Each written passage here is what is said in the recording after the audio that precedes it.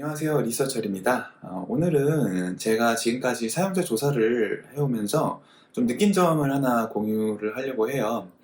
현업에서 이제 사용자 조사를 하다 보면 사용자 조사가 무엇인지에 대해서 사람들이 이해하는 게 좀 제각각인 경우도 있고요. 어떤 경우는 좀 잘못 알고 계시는 경우도 있는 것 같아요. 그래서 제가 개인적으로 생각하는 사용자 조사는 그럼 어떤 것이고 사용자 조사가 아닌 것은 그럼 무엇인지 에 대해서 좀 간략하게 이야기를 나눠보도록 하겠습니다. 자, 가장 좀 흔하게 헷갈리시는 부분 중에 하나가 고객센터를 통해서 수집된 의견이 과연 사용자 조사를 통해서 수집된 의견인가라는 측면일 것 같아요. 사람마다 좀 생각하는 견해가 다를 수 있지만 저는 개인적으로 고객센터를 통해서 수집된 의견과 사용자 조사를 통해서 수집하는 의견은 결이 조금 다르다라고 보고 있습니다. 무슨 말이냐면요. 고객센터를 통해서 수집된 의견들을 좀 잘 생각해 보시면 몇 가지 공통점이 있어요. 첫 번째로 대부분 이제 서비스를 어떻게 쓰는지 몰라서 이제 궁금증을 문의하는 경우나 아니면은 뭔가 사용하다가 문제가 있거나 서비스적인 장애가 발생했을 때 그런 불만들, 문제사항들을 이제 문제 제기하는 형태의 의견들이 좀 많죠. 그래서 고객센터에서 수집되는 의견들은 대체적으로 부정적인 의견들일 가능성이 높아요. 불만사항은 당연히 부정적인 거고, 이 궁금증에 대한 문의도 결국에는 사용성에 좀 혼란스러운 부분을 이제 얘기해 주는 거기 때문에 그 자체가 그렇게 긍정적인 상태는 아닌 건 거죠. 근데 더 중요한 부분은 뭐냐면, 고객센터의 의견들은 대부분 우리가 이미 제공한 서비스의 범위 내에서 사용자가 그걸 경험한 다음에 생성된 의견이라는 겁니다. 즉, 후행성 사용자 의견이라고 보시면 돼요. 그러면은 고객센터 의견에서 수집한 의견은 결국 어떤 점에서 가장 효과적일 수 있냐면은 현재 지금 우리 서비스가 어떤 부분이 좀 더 개선이 돼야 되고 보완이 돼야 되는지를 파악하고 그 다음에 어떤 부분의 사용성이 지금 헷갈리구나. 그러니까 그런 부분은 어떻게 개선해야 되겠구나 라는 식의 논의를 하는 데 있어서는 고객센터의 의견이 충분히 반영될 수가 있습니다. 다만 고객센터 의견은 후행성 의견이라 그랬잖아요. 우리가 선제적으로 기능을 제시하고 새로운 기능을 이제 만들어서 그 기능을 이제 선보이는 경우는 선행적인 의견이 필요해지는 상황이거든요. 근데 이런 선행적인 의견을 고객센터를 통해서 수집된 의견으로 대체하는 거는 무리가 좀 있어요. 그래서 이 선행성 사용자 의견을 수집하기 위해서는 사용자 조사가 필요하다. 이렇게 일단은 구분을 좀 지어볼 수 있을 것 같습니다. 자, 그 다음으로 또 가장 많이 헷갈려 하시는 부분 중에 하나가 그러면은 내가 그냥 사용자 어떻게 좀 섭외해서 전화 연결이 된 다음에 그냥 궁금한 거 물어보고 끝나면 사용자 조사한 거 아닌가요? 라고 생각할 수 있는데요. 사용자 조사의 본질이 사용자와 소통을 한다는 측면에서 일부 맞긴 합니다만 중요한 거는 그 전화 통화의 이제 질인 거죠. 어떤 이제 질적인 내용으로 그 통화를 할 수 있느냐 없느냐에 따라서 단순히 그냥 통화가 될 수도 있는 거고요. 사용자 조사를 위한 전화 통화가 될 수 있는 거죠. 그걸 이제 가르는 하나의 큰 요소는 얼마나 내가 사전에 설계를 어떤 질문을 던질지를 충분히 설계를 하고 통화를 했는가라고 보시면 돼요. 단순히 내가 전화해가지고 안녕하세요 사용자님 혹시 이 기능 써보셨어요? 아니요? 왜 안 써보셨어요? 그냥 좀 귀찮아서요. 네 알겠습니다. 자 이런 식으로 전화 통화를 하고 나서 팀원들한테 자 여러분 제가 사용자 조사를 했더니 사용자가 이 기능을 쓰지 않는 이유가 귀찮아서 안 쓴다고 합니다. 라는 식의 결론이 나버리면은 굉장히 아쉬운 부분이 많이 남습니다. 무엇보다 아직 해소가 되지 않은 부분이 굉장히 많다는 거를 이제 느끼실 거예요. 그렇기 때문에 사용자 조사를 위해서 뭔가 이 전화통화나 인터뷰가 진행된다는 거는 단순히 그냥 그런 질의응답적인 내용으로 구성되는 게 아니라 굉장히 촘촘하게 내가 어떤 질문을 던질 거고 어떤 답변이 예상이 되고 그 답변이 나왔을 때 어떤 추가 질문을 던질지에 대해서 아주 그 꼼꼼한 설계를 이제 하고 전화통화가 아니면은 이제 인터뷰가 시작이 되어야 되는 겁니다. 이런 식으로 잘 설계가 돼서 인터뷰가 진행되고 나면은 사용자가 특정 기능을 안 쓰는 이유가 존재를 몰라서 안 쓰는 걸 수도 있고요.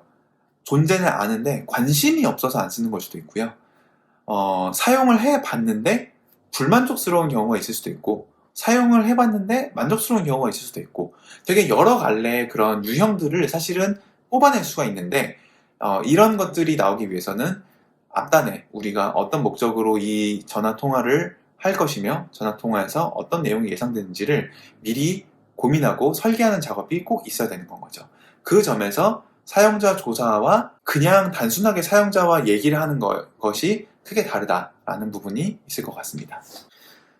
자, 사용자 조사에 대해서 또 하나 가질 수 있는 큰 오해가 어떤 게 있냐면요. 바로 이 사용자 조사 결과를 어떻게 받아들이냐에 대한 부분이에요. 간혹 가다가 이런 분들이 좀 계세요. 그러면은 지금 이 조사 결과가 뭐 정답에 가깝나요? 아니면은 뭐 확정적인 좀 그런 방향성인가요?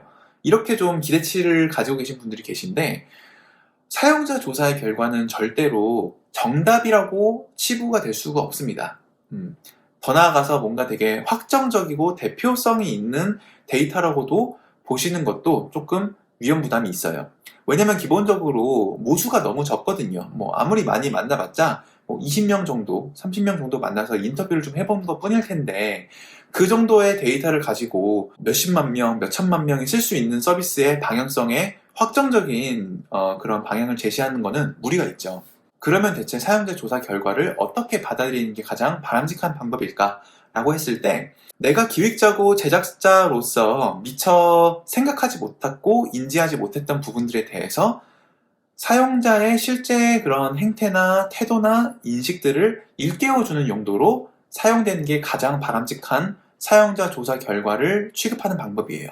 나는 분명히 저런 의도로 사용하시라고 이렇게 만들어 놨는데, 실제 사용자들을 만나보니까는 완전히 다른 의도로 쓰고 있다더라, 아니면 아예 의도 자체를 캐치를 못했다더라 라는 것들을 우리가 알게 되는 건 거죠. 자, 그러면 이제 그 각각의 케이스들에 대해서 충분히 뭔가 합리적이라고 판단이 되면 그걸 가지고 이제 어떻게 개선할지에 대한 액션이 나올 수도 있는 거고요. 반대로, 아니 이건 그 몇 명의 얘기 정도인 것 같고 그냥 소수의 그냥 의견 같고 대부분은 그래도 잘 쓰는 것 같다 라고 판단이 되면은 그냥 일단은 그런 현상에 대한 감지하는 용도로도 이해를 해볼 수 있는 거고요. 게다가 만약에 그 소수 의견이라고 생각했던 것들이 실제로 대세 의견이진 않을까라는 궁금증이 들 수도 있기 때문에, 그런 경우에는 그 소수 의견들로 인해서 수집된 기준들을 가지고 추가적인 데이터 분석이나 설문조사를 해볼 수도 있는 거예요. 그런 식의 좀 되게 다양한 용도로서 사용자 조사 결과가 사용된 게 가장 바람직하다고 보시면 됩니다. 자, 그래서 이 사용자 조사 결과를 받아들이는 이 마음가짐은 리서처 본인들도 잘 생각해봐야 되는 부분인 거예요. 왜냐면은 내가 사용자 조사 결과를 했다는 이유 하나만으로 남들보다 더 확정적이고 우월한 이런 의견이다라고 생각하는 거는 좀 위험한 생각일 수가 있습니다. 자, 그러면 그렇게 확정적이고 확실하지도 않은 이런 사용자 조사가 대체 무슨 의미가 있을까요? 라고 생각하실 수 있는데요. 제가 개인적으로 생각하는 사용자 조사의 궁극적인 목적은 뭐냐면요, 우리 서비스의 그 시장과 그리고 우리 서비스의 사용자들이 하나의 거대한 퍼즐 판에 들어가야 되는 퍼즐 조각이라고 저는 생각을 합니다. 그리고 이런 사용자 조사를 통해서 도출된 의견은 여러 퍼즐 조각 중에 하나의 조각에 불과하다고 저는 생각해요. 자, 그러면 사용자 조사를 통해서 획득한 그런 결과물이 하나의 퍼즐 조각이 된다고 하면은 기존에 그 서비스에서 오랫동안 일을 하시면서 서비스의 전반적인 백그라운드를 알고 계신 분의 의견도 하나의 퍼즐 조각이 될 수 있어요. 그리고 현장에서 그 업에 종사하고 있는 도메인 지식도 결국 또 하나의 퍼즐 조각이 될 수 있는 겁니다.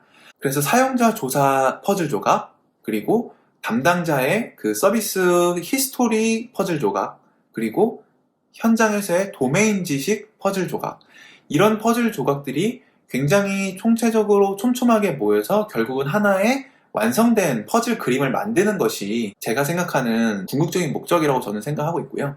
그 과정에서 결국에는 아주 핵심적인 그 조각을 사용자 조사를 통해서 우리가 채워나갈 수 있다라고 보는 거죠.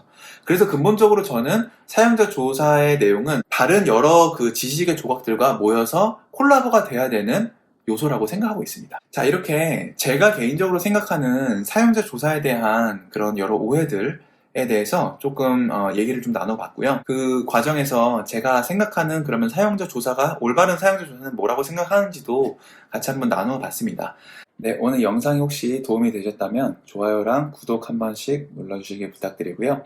다음에 더 좋은 유저 리서치 관련 영상으로 찾아뵙도록 하겠습니다. 좋은 하루 보내세요.